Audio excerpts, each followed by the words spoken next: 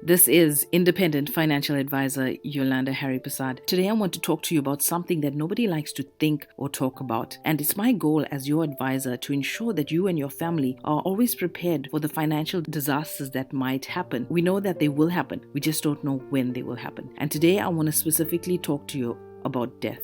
Let's say you are married in community of property and you have two kids aged 10 and 12. Like only 20% of South Africans, you draft a will in which you leave everything to your spouse. If your spouse also dies, the combined estates will go into a testamentary trust until your children are 21. It sounds reasonable until you calculate the real cost of dying. Your gross executive estate is made up of your home, investments, cars, and other assets, and a policy to cover your bond because you are married in community of property. Your spouse's assets are at 1.5 million rand are included in your estate total. But let's look at the cost incurred when you die. This is the actual value of your assets that were for distribution. 251,563 rands is needed for the executor's fee. But your properties also need to be transferred to your spouse, which means another 31,108 rand in attorney's fees added to the growing cost of estate expenses like master's fees, advertisements, disbursements, and property clearances. Your spouse will have to find the money somewhere. Don't forget, there are also professional fees for administering your life policies, retirement benefits, and offshore investments worth 2 million rand. That's another 17,250 rand gone in fees already. A substantial chunk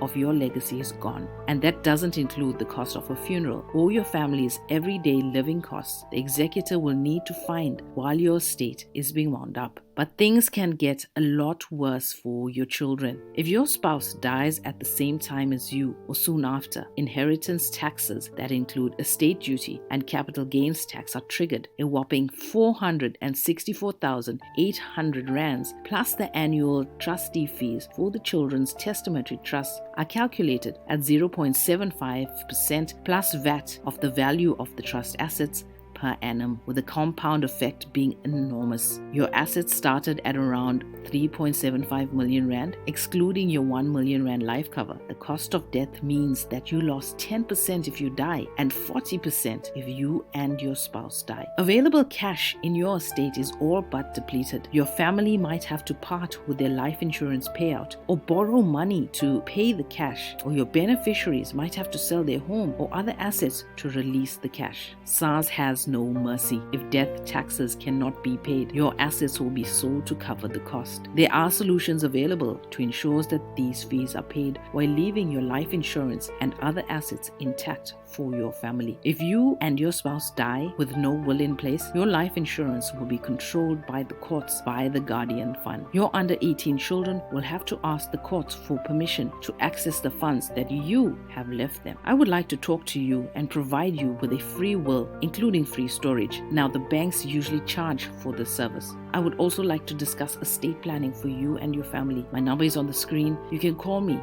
SMS me, or WhatsApp me. If death had to knock on your heart's door, where would that leave your family?